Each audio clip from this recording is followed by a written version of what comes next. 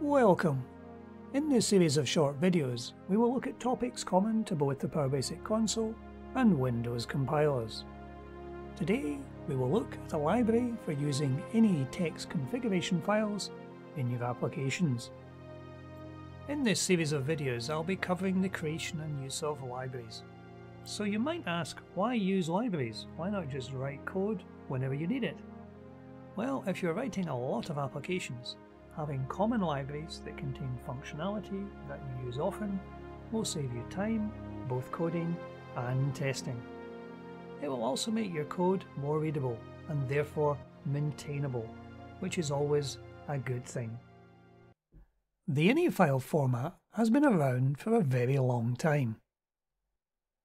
The PowerBasic compilers do in fact themselves use an INI file.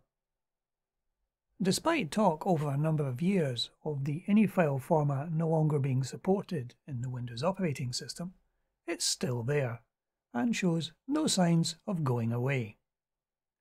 What we're going to look at today is how you can use two Windows API calls to access INI files, to read from them and to write to them. And in order to do that, we're going to add on another new library, pb-inifiles.inc.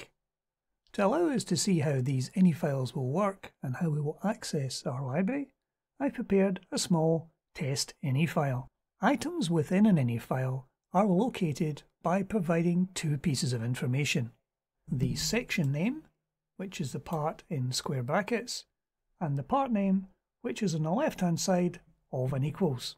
That which is on the right-hand side is the actual data.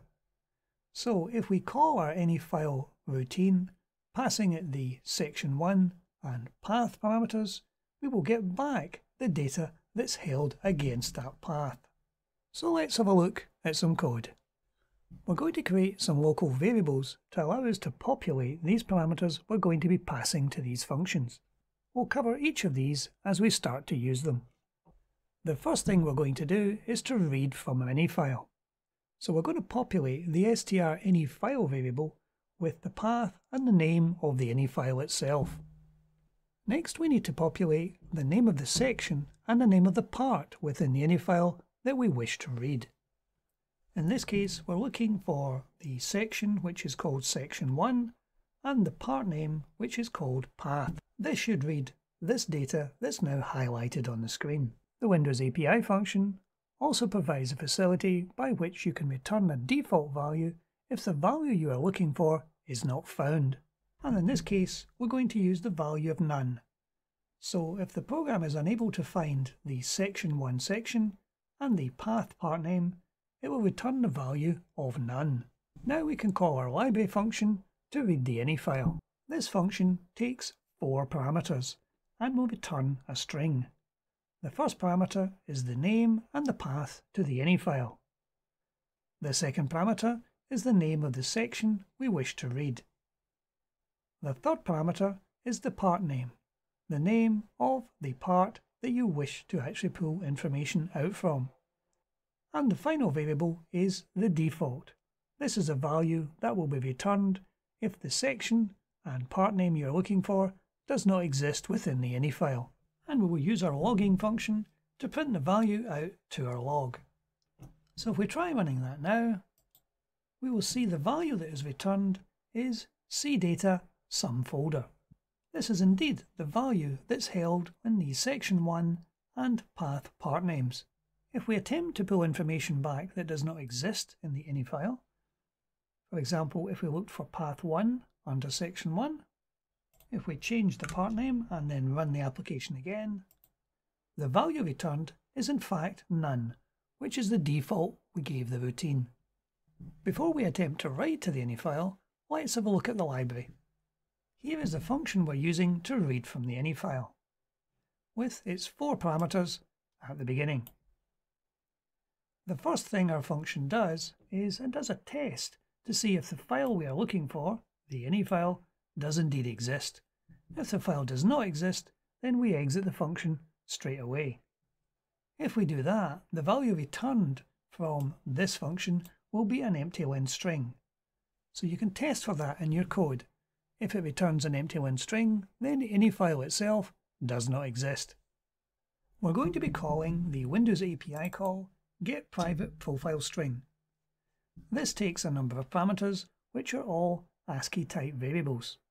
We're using a facility within the compiler to convert our dynamic strings to ASCII fixed length strings, because it's the ASCII fixed length strings that the Windows API call requires.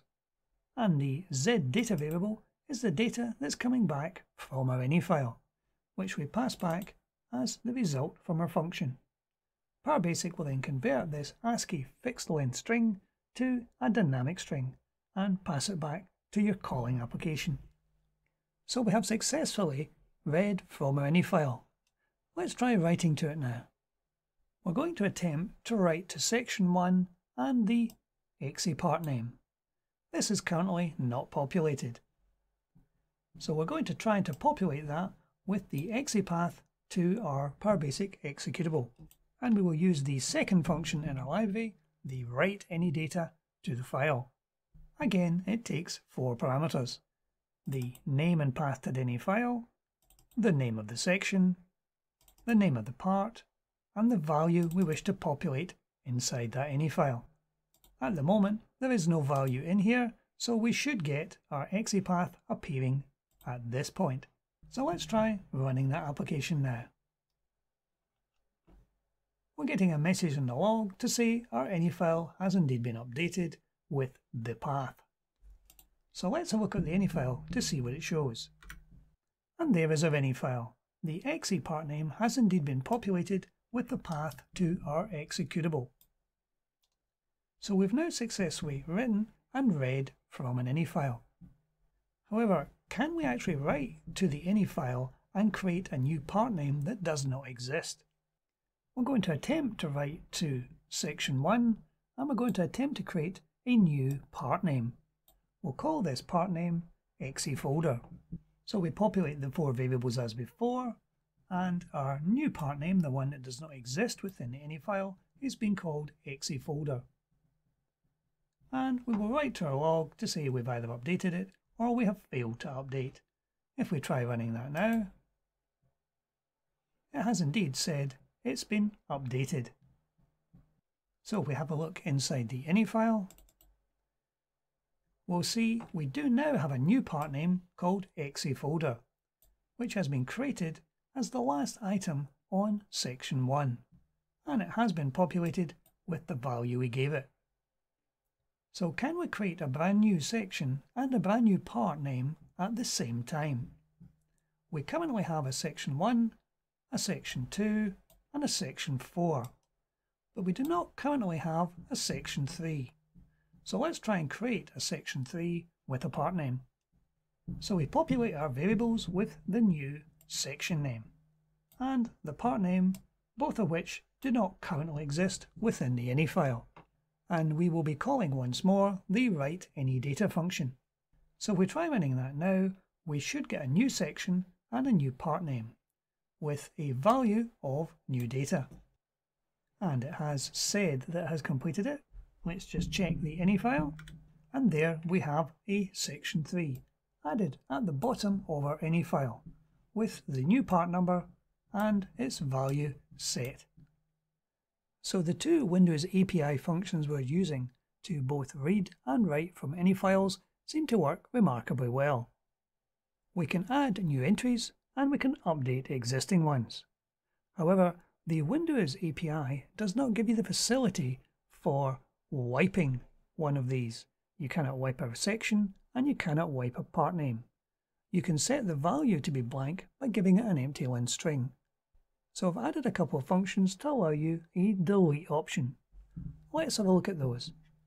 We have a section 5 within this any file. This has 2 part names, a data1 and a data2. Let's attempt to use one of our inbuilt library functions to delete the data1, but leaving the data2 within section 5.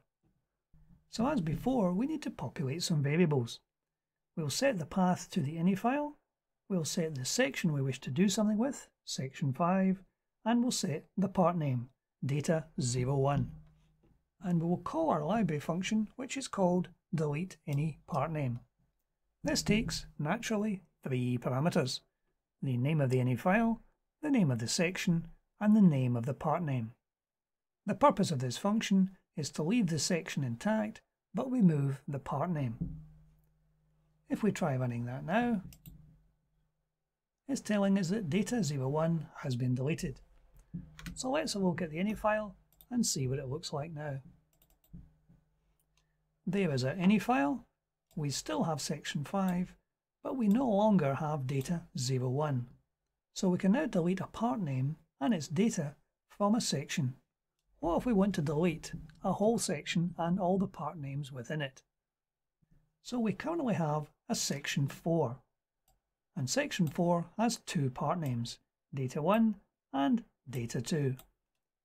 We're going to call a routine which will delete both the part names and the entire section header itself for section 4. So we need only 2 parameters here, one for the path and the name of the any file, and one for the name of the section. We do not need in this case to pass the part names in, as it's going to be deleting every part name within that section. So here is our function delete any section, taking the 2 parameters: the path to the any file and the name of the section to be deleted. So if we run this now, section 4 should be removed completely. And it's telling us in the log that section 4 has been deleted. Let's just check the any file. And if we look at the any file itself, section 4 is indeed no more. So let's have a look at our library. So we have 6 functions within this library. One to delete the part name, one to delete the section, one for reading from the any file, and one from writing to the any file. There are 2 additional functions which are very similar to those within the file handling library. One to read the any file into an array, which goes into a one-dimensional array, and one to save an any file given an input of a string. As we looked already at the read any file data, you will find the write one being remarkably similar. It takes in the 4 parameters, converts them to ASCII fixed length strings, and then calls a function which is a Windows API call, which is write private profile string. For the 2 functions that I have created which perform the delete options, these are slightly more complicated. As before, we check to see if the any file exists. Then this function's next task is to unwrap the section header. If a user passes the name of a section in with the square brackets in place, we're using the unwrap function, which is inbuilt to PowerBasic, to remove the leading and the trailing square brackets. And then we read the file into an array. And then for each element in the array, we read through and look for square brackets to find the local section name. And we're using the quite straightforward approach of blanking out the data on that entire row if the entry needs removed. And at the end, we're then writing the array out to the file minus any of the rows which have been blanked. This gives us the added functionality of being able to delete. So in summary, what we have done today is to use 2 Windows API calls to both read and write from any files. We have supplemented this in our library with 2 delete functions to allow you to delete either an entire section or just a part name within a section. Hopefully you'll find this code useful in your applications, but that's it for today. Thank you for watching.